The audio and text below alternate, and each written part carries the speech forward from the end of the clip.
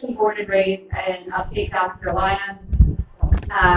Grew up in a small town. I was the first in my family to go to college, then went straight to law school after that, where I met my husband.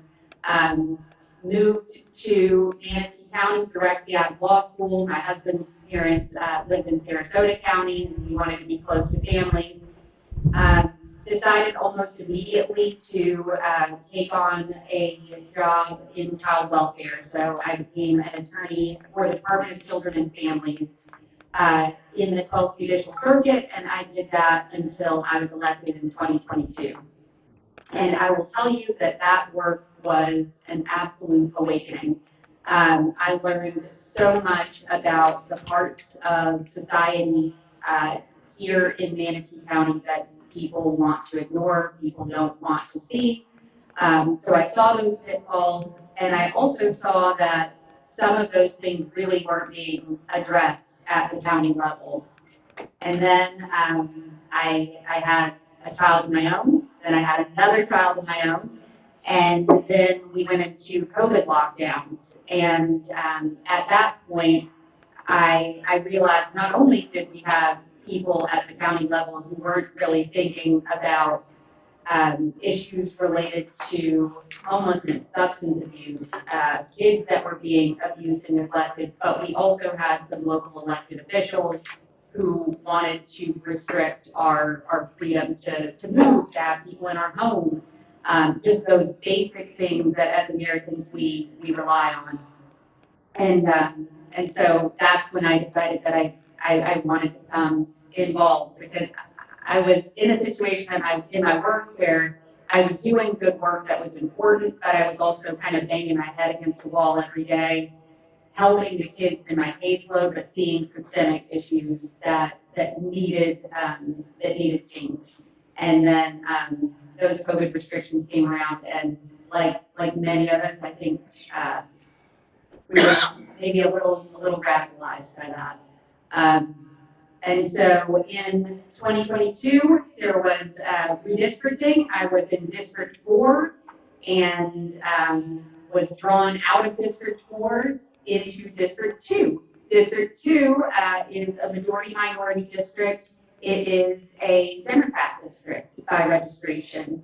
Democrat has held that seat for, prior to me, over 30 years. And so everybody thought that there was no way that I could win. And I was told by a whole lot of people that I really shouldn't even consider it. It's the one Democrat seat. A Democrat will always win it. But I went for it anyway. And I was outraised. I raised $39,000. My opponent raised $141,000. And I won by 16 points. So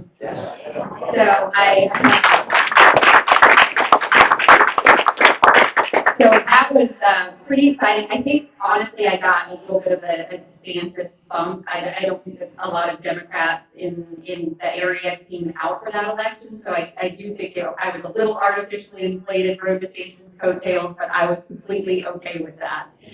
Because we did knock a lot of doors and made a lot of phone calls and just had a really amazing ground game. And so since my election, I've been focused on issues that I think are really salient for people in District 2. So if you don't know District 2 stretches from Manatee Memorial Hospital out to Tom Bennett Park.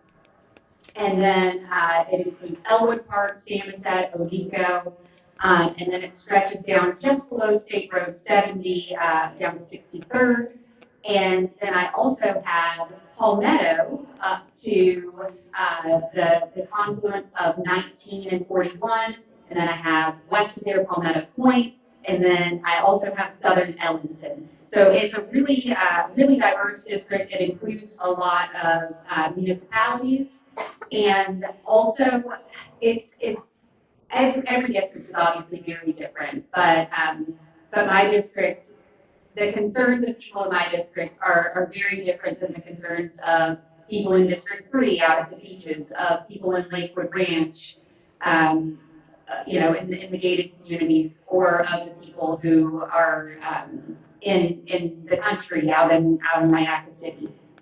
And so one of the issues that I started focusing on almost immediately was homelessness, because it was and is a major public safety issue for people in my district.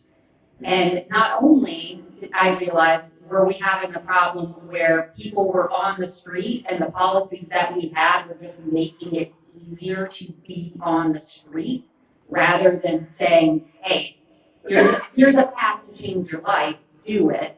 But it was also decreasing quality of life for the residents who lived in those areas. So I really came on at a very fortuitous time, because at the time that I was elected, the county started receiving opioid settlement funds. Those opioid settlement funds came out of lawsuits with Purdue Pharma and other drug manufacturers that had basically put these substances into our communities, and they wreaked havoc for many, many years. I don't know how many of you were around during the pill mill years, during the years where Manatee County was top in opioid overdoses, top in opioid deaths, but it was, they were very dark times, and there was a year that I had 6 parents on my caseload actually die of overdose. So you had, 12, 14 kids just on my caseload alone who were orphaned because of opioids. So this issue was immensely salient to me. And so when this funding started to come in, I said, okay, now we have the opportunity to actually address this issue in a big and holistic way without costing taxpayers money.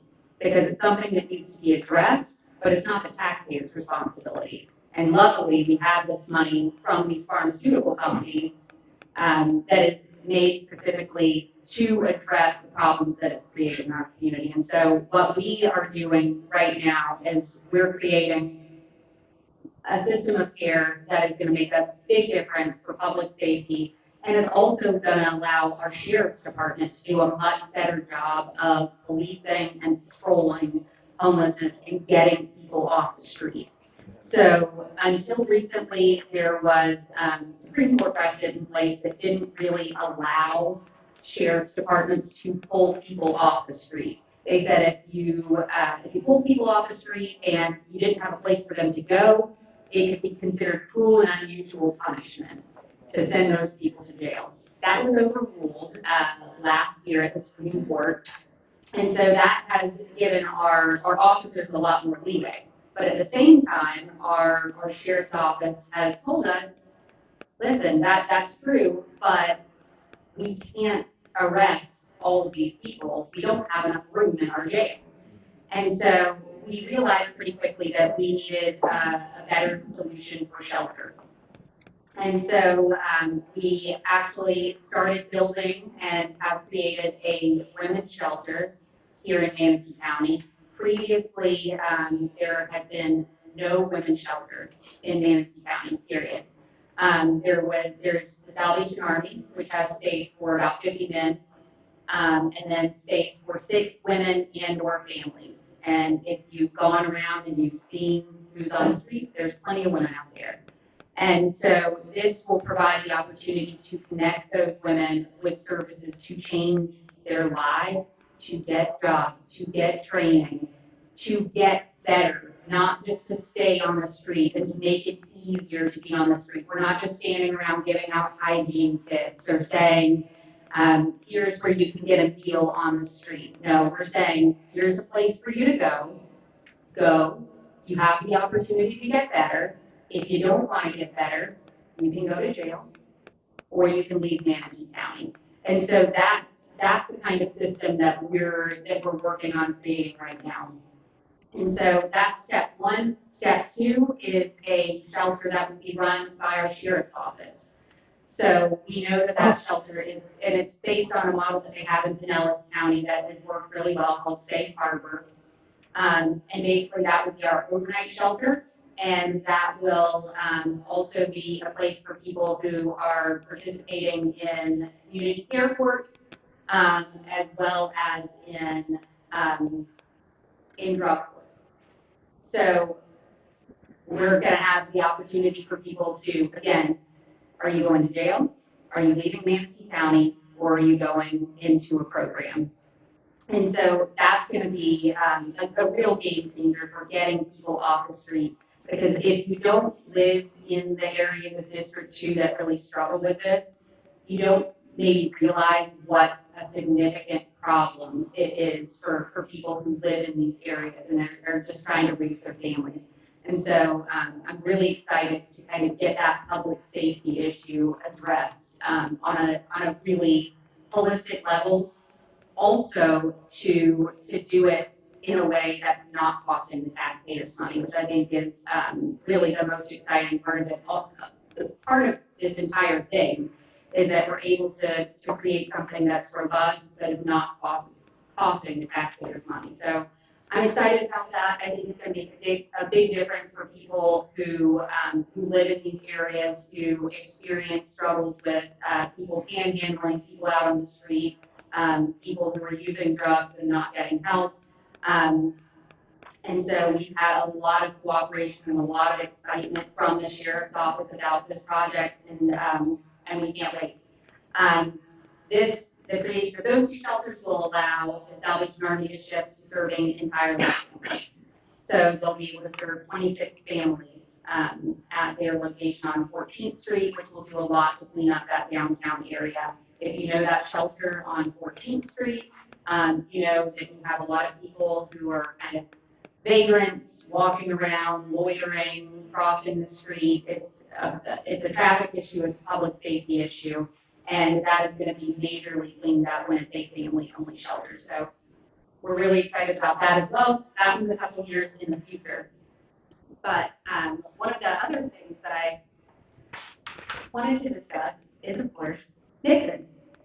So about two and a half years ago, I started conversations with Janet Nixon about the county potentially purchasing that property to preserve it as a community space.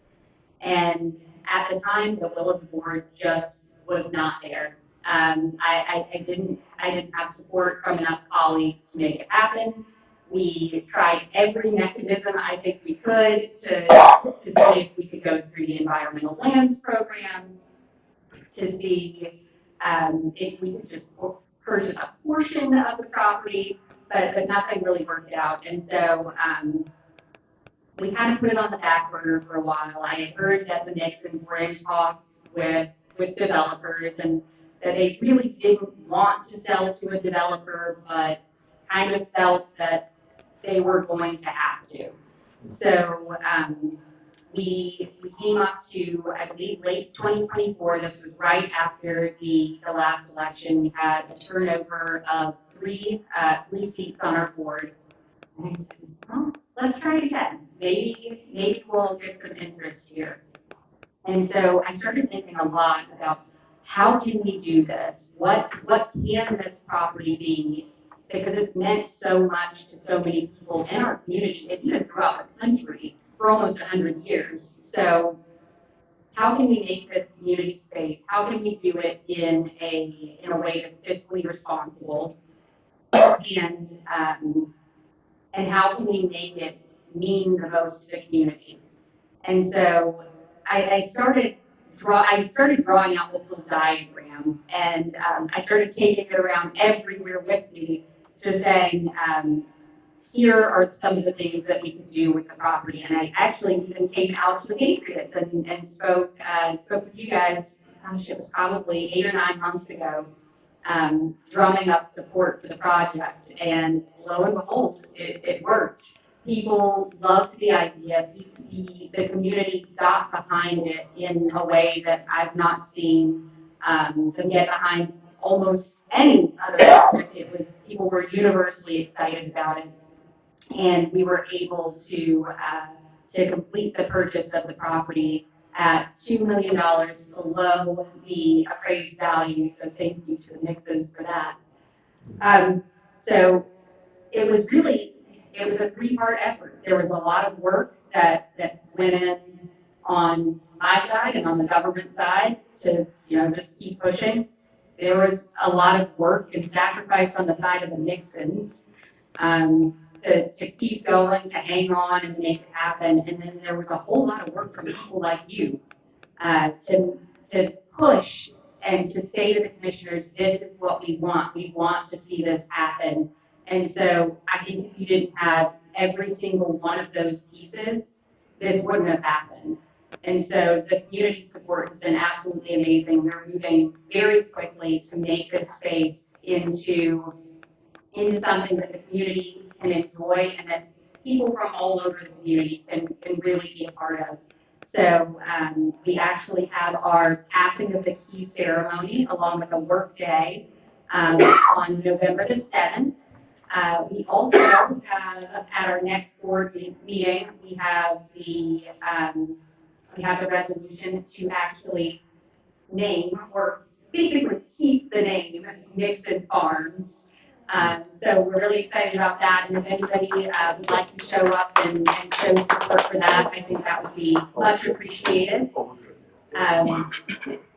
We also have our first movie night coming up at Nixon Farms. That will be November the 14th. One of the other things that we're working on getting started really quickly is farmers market. So that's going to be something that people are going to be able to come out to on the weekends. That area does have a little bit of kind of a food desert. You don't have a lot of grocery stores that are right there, so I think it'll be a really nice opportunity for people to get some fresh local food. So I'm very, very excited to get that started as quickly as possible.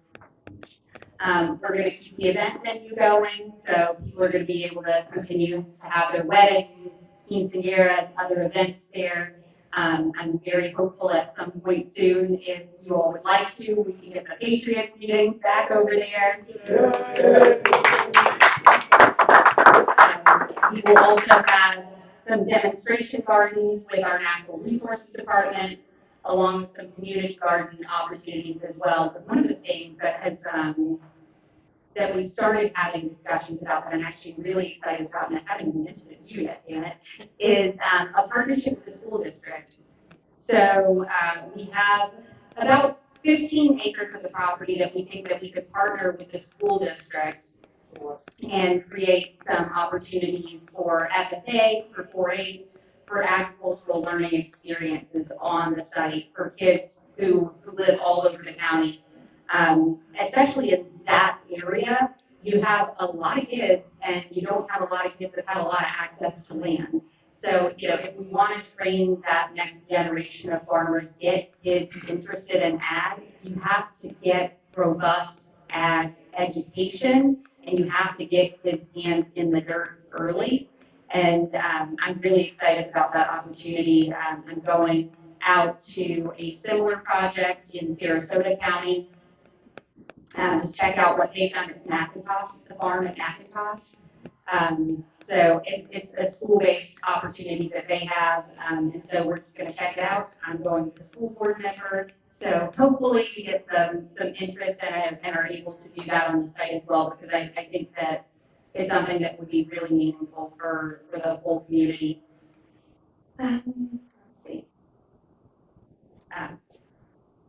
So one of the other things that I wanted to discuss is our nonprofit funding at the county. So the county, and I believe I mentioned this the last time that we spoke as well, and I was very hopeful that we would get a change made, but we did not. So every year at Manatee County, we give somewhere around $21 million to nonprofit organizations. The bulk of that funding is through our Children's Services Advisory Board. That is a voter referendum. So it's 0.3 mils that goes every year to nonprofits for children's services. It was voter initiated, so the board can't get rid of it. But one of the things that I realized when I was still in practice at DCF was that some of that funding, I cannot say how much, is going to illegal immigrants. And I know that for certain. And so we have programs, for example, through that Children's Services Fund that pay for services for people who have had their children removed from their care for abuse and neglect. And I know for a fact that that funding, some of it, I don't know to what extent because we don't track it, is going to people who are in the country illegally, who have been adjudicated by the court to have abused or neglected their kids. And like I said, we spend $21 million every year as a county on this nonprofit funding. I cannot say how much is going to people who are not in the country legally. I have been trying to address this for a couple of years now, and this year it was brought forward in the new fiscal year for a change to our nonprofit agreements that would say that none of this county funding, which is coming from your tax dollars, it's coming from your property tax dollars, that none of that funding could go to serve people who are in the country illegally.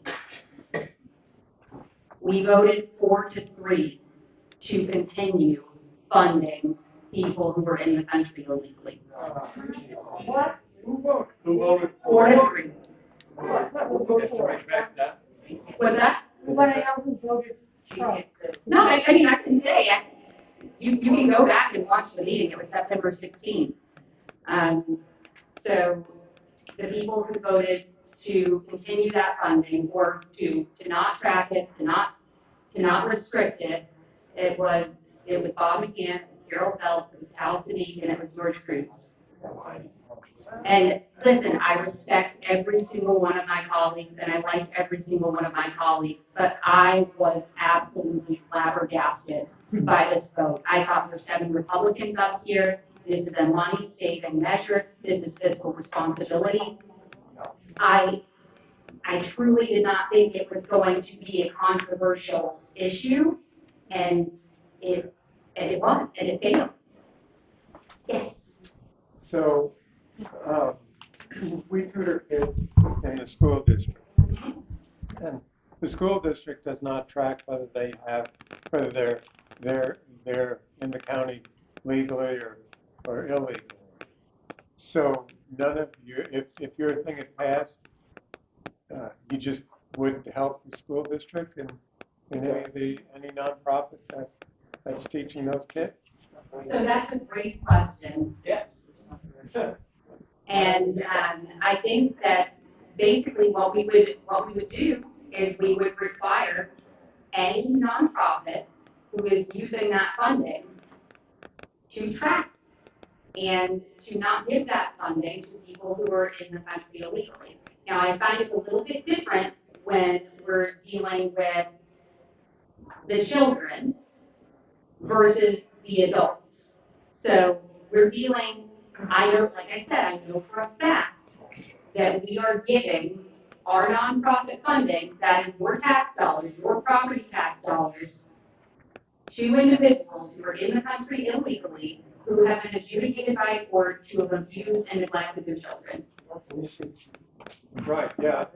It's just that the school district doesn't track it.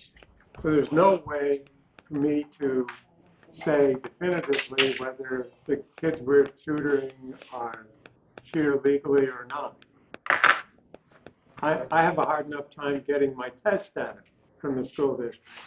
No, that's something they don't even track. And working with the school district is challenging because they have federal requirements, right? They're required to serve all students, regardless of whether they're in the country legally or not. So that's not something that they can change. No. But who we give our tax dollars to is something that we can control on the federal level and on the state level. They have those restrictions in place, and it's a loophole that's being exploited on the local level. Yes. Commissioner Ballard, I sit on the Child Services Advisory Board. Yes. Have for 4 years. 20 meetings a year. Yeah. I am shocked by what you're saying, because what you did say is that we don't know the amount and we don't know how much. So how are we making a declaration that illegal aliens are being funded through the $20 million that goes out through the Child Services Advisory? I can tell you for certain because I've seen it with my own eyes. Then you know what, that needs to be brought to the, because I'm feeling blindsided, to be very honest with you. It was brought to our board of county commissioners who sets policy. I understand, but I think there are 13 of us who volunteer 20 meetings a year, plus another, I can't tell you how many hours we're doing review of applications. And if that's, and I agree with you, we should not be giving money, you know, through the schools it's different. They have to educate children who are here illegally. But I think there's a responsibility immediately to come to the Child Services Advisory Board and state where that money is going, who are the organizations who are getting money and spending it on illegal immigrants. The thing is, we don't know all of them. We So don't then know. how are we making that declaration? I'm a little, maybe I'm the only one who's confused. How's the money going? No. How are we So making that declaration? I can tell you for certain that it's happening through the State Children Coalition. That is with 100% certainty. What I cannot tell you is how many other organizations it's happening at, because I don't know, because we don't track it. So how do we make that happen? But How are it- you going to track it? How my plan to make it happen was to make a change in our contracting at the local level to say that this has to be tracked and that this money cannot go to people who are in the country. However, that was voted down by our board. We voted not to do it. We had the opportunity to do it, we didn't do it. Is that, I don't want to take up the dialogue, but is that because the implementation of the law back in, what, 1981 or 82, something like that, is that because the law needs to be changed, or is it the procedure that needs to be changed? Because I'm shocked, I'm totally shocked by this. It's a procedural issue, and it's something that we're doing at the local level. Staff was responsive, staff was very willing to do it. A lot of the nonprofits complained and came to public comment and complained about it. And you can go back and watch the meeting yourself and see, you know, what the comments from various commissioners were. What was the date of that one? September 16th. Thank you for bringing that to our attention. Yeah, I will tell you that I actually have been meeting several times since then to come to this meeting just to make people aware, because I was completely flabbergasted, thought it was completely insane, was completely blindsided, and could not believe that this happened. And then couldn't believe that nobody noticed. Yes, sir. I'm puzzled. What is the process in order for any of these organizations to get the money? I can Is there an tell you, application? I don't How know does if it you want work? to, There is an application. I'm one of those people who goes Okay. through that process. Hours and hours we put in, and we individually score every contract application, 31 pages. I do that online at home. It takes me about an hour and a half for each one, and there are 68 applications that came through. Then we come together and we meet, and over 2 to 3 hours, we discuss how we've come up with the scoring. And we do 20 meetings a year, besides the time on every single application. And if I can just say, I'm not saying anything about the advisory board, anything negative that they do. They work very hard. This is just information that the county has not been asking for. Good point. So they are working very hard. They have metrics that they put in place. They do try very hard to hold organizations accountable. I will vouch for that. I have been a part of that advisory board. Right. I've been the commissioner liaison, so I do know that they work very hard. But this is just information that the county has not asked for, and so the nonprofits have exploited it as a loophole. That's false. If they're not legal, they shouldn't be getting the money that we pay. I agree. Well, that's why I think bringing it to the attention now is a very excellent point. Because I'm hearing this for the first time, and I've been on that committee for 4 years. I mean, if they do it legally, is there any way they're allowed to take this out of the hands of local people and pass a federal law or state law regarding their funding? So, Not just to say, okay, we want to know this because we want to cut you off, but we want to know. So if it comes down to that, then we can make a decision. so actually, these nonprofits are supposed to track these things. And it is, so any state money or any federal money, they are required to track this. This is just something that historically was not in our contracts that we tried to add and was going down our board. Commissioner Ballard, can the Doge Committee for the county take a look at that? I think that they should.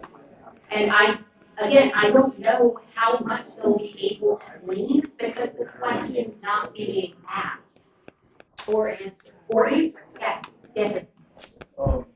I'm guessing that the fact that you can't track how many illegal kids get certain funds, I bet that's a much bigger issue in the county. I bet we don't know what money's being spent on illegals all over the place. Would you guess that's true? This is one example of probably many expenditures we don't know.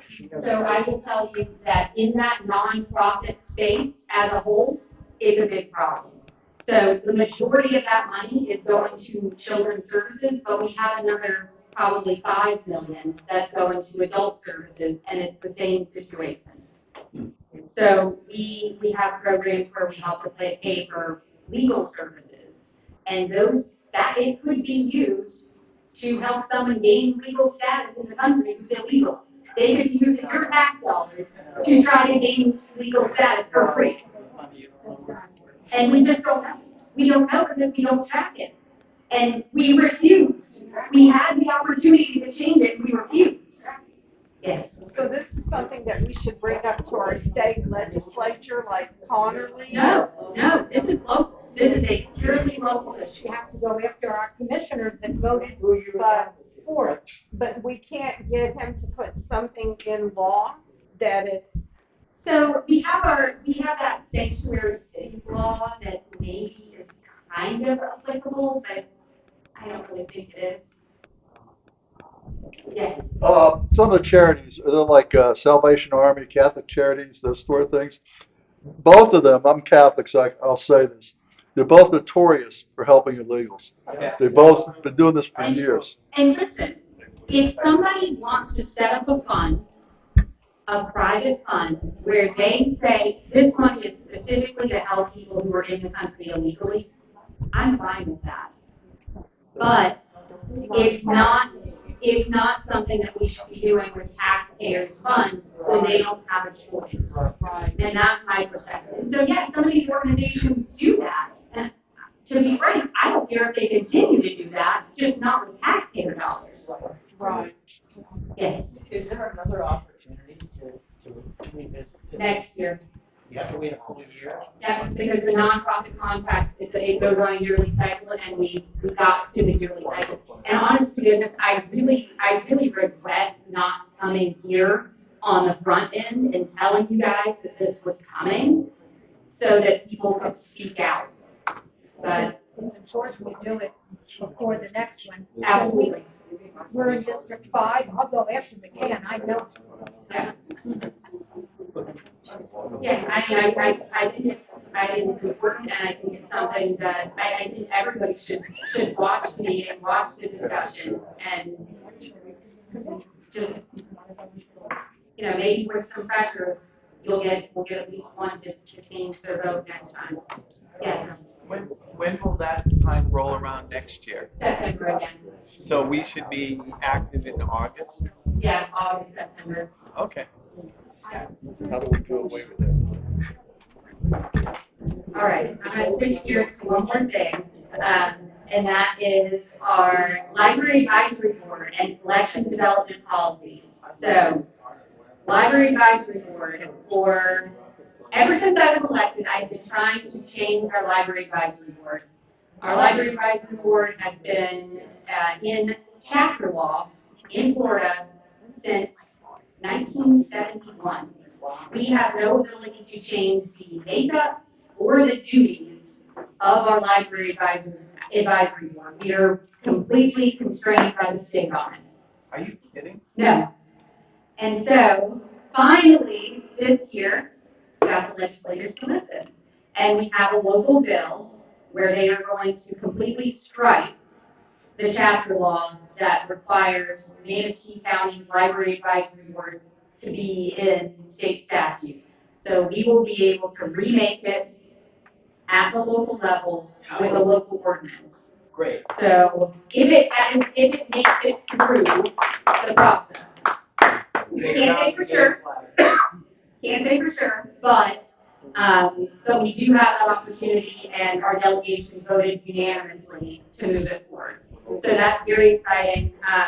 So when should people be involved in the meeting that involve?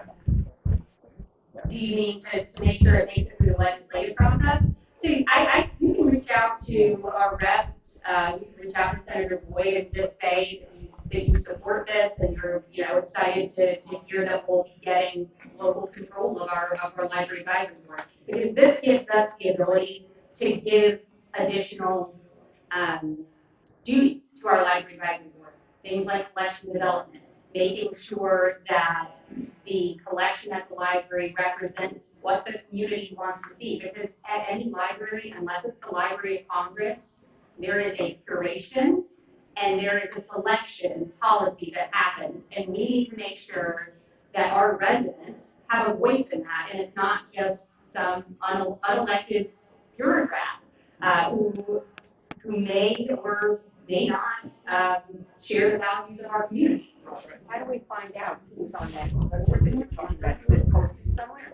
It is. And one of my main problems with the board currently is, number one, it's very limited. They have very little ability to do much. And number two, it's very geographically limited. It was created, it hasn't been updated since 1981. Wow. The county has tripled in size since that time, and our population centers have moved east and north. And so we have seats for municipalities. We have no seats for Parish. We have no seats for Ellen. We have no seats for Lakewood Ranch or East County. We have no seats for a parent, someone who's homeschooling, things like that. So I really want to give a bigger swath of the community the ability to have a voice in what goes on in our library. So I'm excited about that. And finally, after 3 years, we are hopefully going to get the ability to have our self-determination. So we've been fighting for it, and I think we're going to get it this time.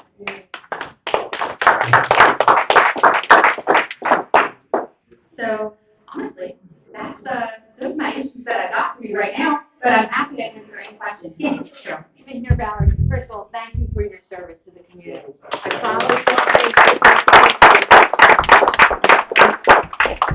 Recently, that steak Goglio, the guy who said that you're overspending, Yes. but no details. Yes. Are there any details? I mean, it's sort of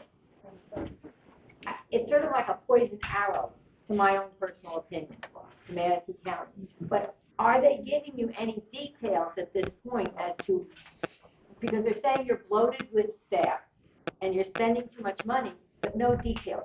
Are you going to get that? I'm very hopeful that we will get that. We haven't gotten that yet. I will say, during that, and he kind of said during his press conference, oh, if anybody tries to say anything, that they're just a big government apologist, which I think that there is at least some explanation, which is that our sheriff's budget has gone up almost $130 million. They hired over 200 staff, which is a good thing, and we needed it. We put $750 million into roads. I mean, we have done a lot, and a lot of that has been bonded, but we've done a lot to move this county forward in a way that was necessary and was ignored by prior boards. So we had prior boards that kind of just didn't make a lot of infrastructure improvements that really needed to be improved. And so then you got to 2020, 2021, and a lot of things needed to be caught up on. So I do think that that's part of the issue, but no, we haven't gotten the details, and I want the details because I want to put efficiencies into place, and I'm excited to do that. I just need to know where the problem is so that we can help solve it. Can I address that? Yeah. Today, the Doge board voted unanimously to ask for that detail, so there will be a letter going directly to Blaze that's being drafted right now. So we're now formally asking where that $112 million was voted unanimously by Doge. The other thing is that I'm still unbelievably shocked about the child services thing because the Doge committee was briefed today on all manner of grants. And I specifically mentioned the child services piece because a lot of what we get in grants, and they're managing a massive amount of them, are kind of pass-throughs. They actually go out and solicit grants from FEMA, and it's probably over $600-700 million. And those pass-throughs Right.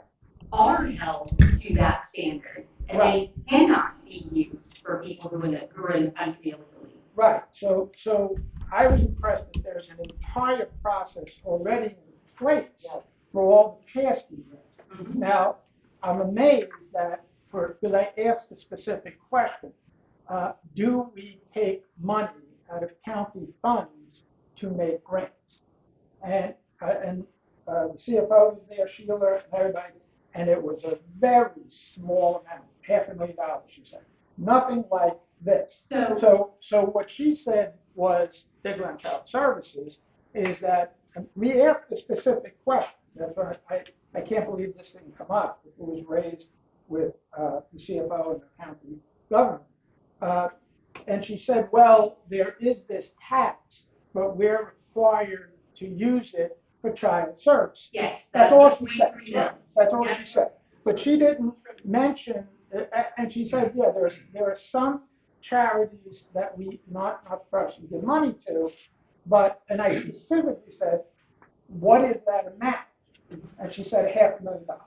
She did not mention anything about this $17 million going into nonprofits, because I would have raised it right at the meeting, like, is that something, because again, we're focused on cuts, right? I'm not focused on pass-through. I want to know how much money is coming out of taxpayer dollars to go outside of the government. And I think I heard a very small amount, and it was like that was going out. Nothing about this issue. So if this is a real issue, I think it's also got to be addressed with the Manatee government, because they specifically said there was no such thing. That 0.3 mils, you can see it right there on your I know that there's 0.3 mil. And so that all goes to nonprofits. Okay, and the issue was, how do you supervise all of that? And I thought there was a whole mechanism in place to supervise. There's an excellent and significant mechanism, but we're not asking the question. Yeah. Right. Okay, well now we should. I mean, whether the board votes for it or not, we should be asking that question, right? I mean, there's nothing to stop our people who are in charge of that pot of cash, like if it is Carol on your board, from asking that question as part of the review process. But see, I will do that now. Okay, Now so, that I've been so it informed, could be addressed through I the can existing mechanisms of Yes. whether the board votes for it or not. Yes. You're now aware, and you're going to say, is any of this money going to fund the legal aliens, right? Exactly. Okay. Yes. So it's not like it's going to escape the radar screen for you.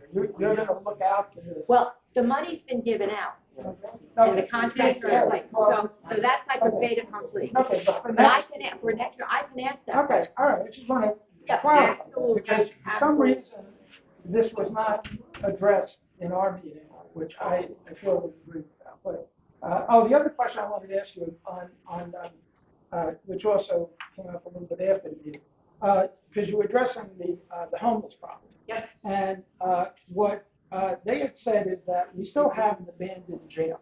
Okay.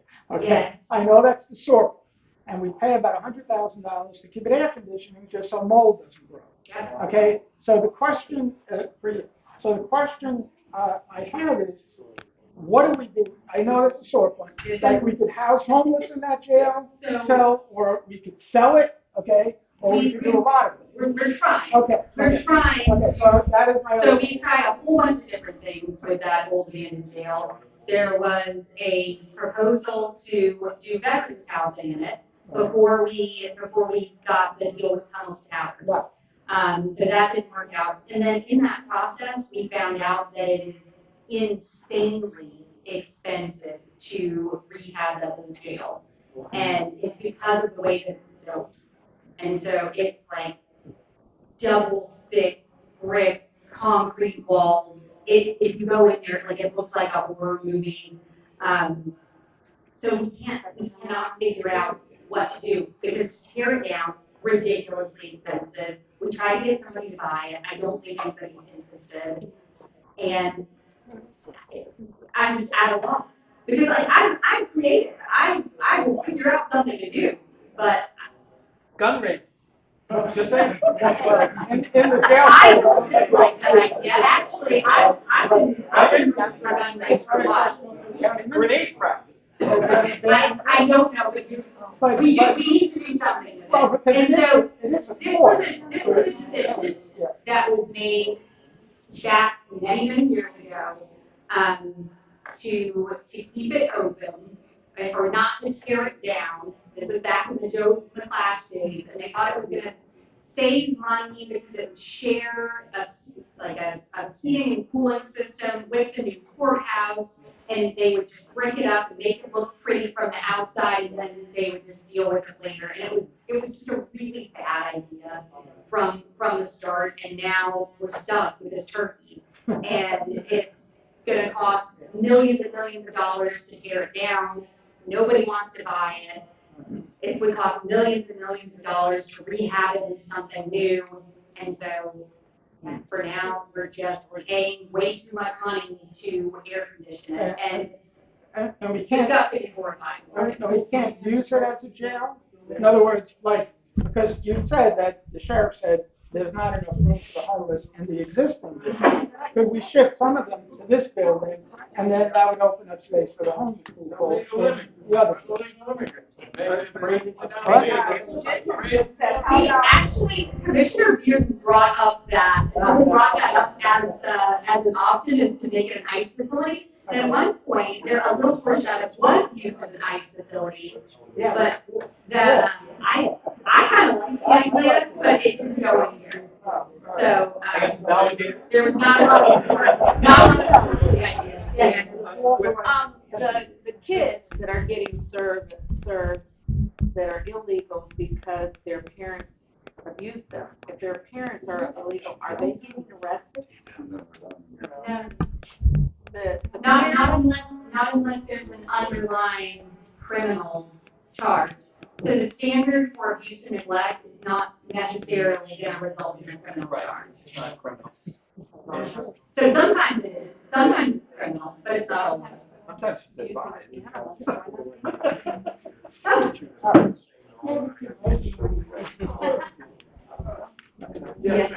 Yes, well, I am extremely saddened to learn that some of that money has been going to illegal aliens, but that's a different topic. Right now, my question to you is, do you have any late-minute conversation as far as SB 180?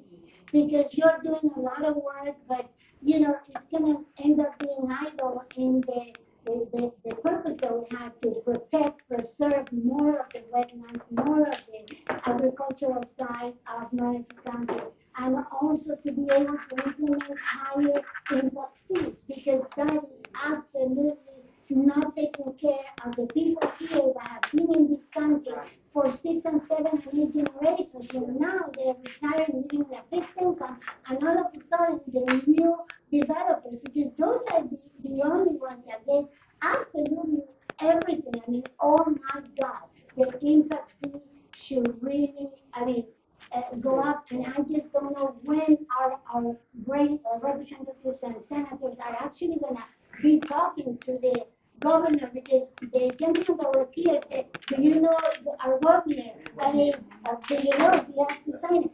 Yes, of course, but somebody has to approach him and when, what is the plan? Because this can roll over into another year and another year, and here we are stuck with restrictions.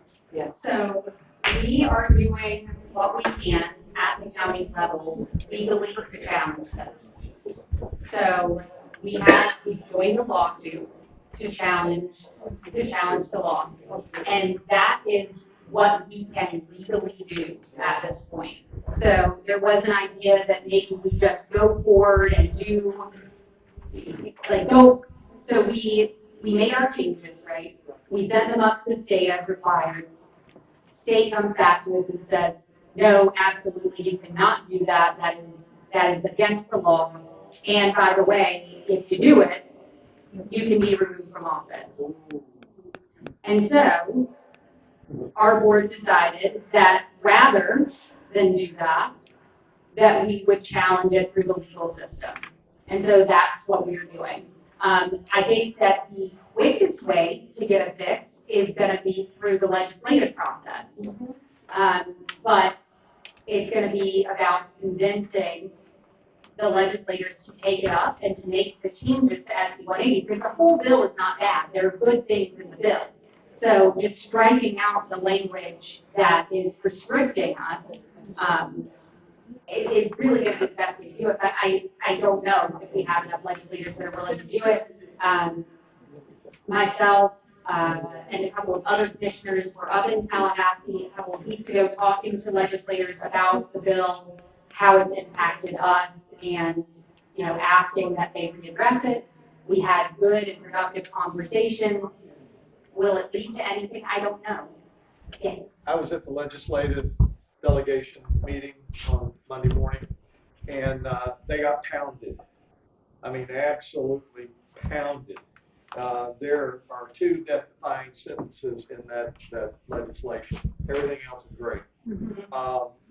And what we heard Monday morning is that yes, they have the language, and they are going to run with it. Now, whether or not, again, it makes it out of committee, whether or not, I mean, there's a lot of things have to happen. But what you have to do, and what we're going to be giving you in the newsletter, are your marching orders. Who you need to call, when you need to call, who you need to email, when you need to email, and what the subject matter is. And I guarantee you, if we can put anywhere from 40 to 50 of those communications a month on our 5 guys' desks, Gruters is he will be out of his seat. He's been to, so Gruters was not at the meeting, by the way. But right now we do have a little one-upmanship in the fact that Jim Boyd is now the president of the Senate. So we should, and I told him, I said, we need some goodie back from you. Will Robinson is stepping down. He will be in this legislative session. This will be his last legislative session. He's made promises. He is a lame duck, so I don't know exactly how many of those things he's going to come to. Connerly and Owen. Owen seems to be very much on. Owen has the least amount of property in Manatee County that's representing us, and he seems the most excited to do something for him. Well, and he's been he was a local elected official himself, so I think that he has a little bit of a deeper understanding of how the state can kind of come down on the county and make things difficult. Yeah. So at any rate, that's what's going on. I told you I was going to talk to him about energy and the fact that you are killing us with solar.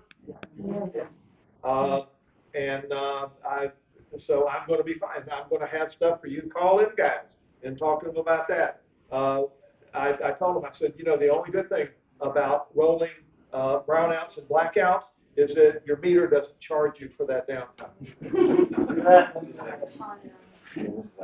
So anyway, we're getting pretty close. Great answers, great questions, great thoughts.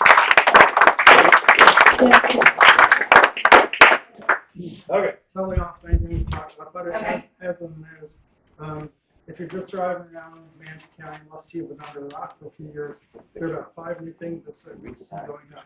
We have new apartments, we have cannabis dispensaries, we have car washes, we have storage facilities, and the new one depends on where it goes, arcades, which are the somewhat, some would say illegal gambling. The Commissioner Cruz says we already have laws in the books, we don't need to do anything. Has the sheriff come to you or give us an update on what the county might be doing or is planning on doing to help curb those ventures? Sure. So one of the things that I've been working on is restrictions on some of the synthetic and lab drugs in the county. And so a lot of those are sold at the so-called vape shops, the cannabis shops, all of those things. So basically what they do is they take a drug, the drug is made illegal, and then they change one little molecule to get around the restriction, and then they keep selling it. And so they have synthetic ecstasy, they have synthetic MDMA, they have all types of synthetic cannabinoids, which would be like synthetic marijuana type substances.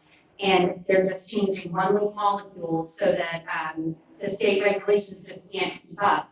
Sarasota County came up with an ordinance about 10 years ago that has actually been pretty successful in curbing some of those businesses. And so we've been looking at what they've done as a model to help curb those in our county, along with some of the artificially enhanced versions of kratom. So we had originally been looking at a ban entirely on kratom, which is a kind of tea. It somehow binds with some opioid receptors, but a lot of people use it as an alternative to alcohol, and apparently a lot of people use it quite safely. So we've had some discussions with the sheriff as well as some of the police departments. They're comfortable with a natural kratom carve-out. That is a kratom that is not artificially enhanced. There are a couple of bars where they sell that. So they would be, the sheriff and police would be okay with that as a carve-out, so we're considering that. But basically making illegal all of these lab-grown drugs that are synthetic ecstasy, synthetic cannabinoids, that type of thing. So we are working on it. And that'll come back to the board sometime late this year, maybe early next year. Yeah, they've been talking about changing the one molecule for over 30 years. Yep. Have yet to address the issue. Do you think that's going to be anytime soon, something we done? So this came to my attention actually because of Judge Aaron. So he's our judge who runs drug court. And he came to me and said, Commissioner Ballard, I have to tell you that we have so many young people in drug court right now who are just absolutely getting destroyed by these synthetic drugs. And he said they're doing things that are not illegal and that they can access very easily, but are causing them huge problems. And they're trying to get off of hard drugs by using these legal drugs, and it's causing more problems. And so that was really what brought it to my attention in the first place. And he suggested that in Sarasota County, they seem to be doing a lot better in kind of controlling the issue at the local level. So you're looking at them as a model. I think that it's something we're going to constantly have to be getting ahead of. But I think at the local level, we can handle it a little bit. I think at state and national levels, it's going to be difficult to ever completely get ahead of it. Guys, y'all are just all so wonderful, but we've come to the point where, has anybody ever been thrown out any place? Yeah.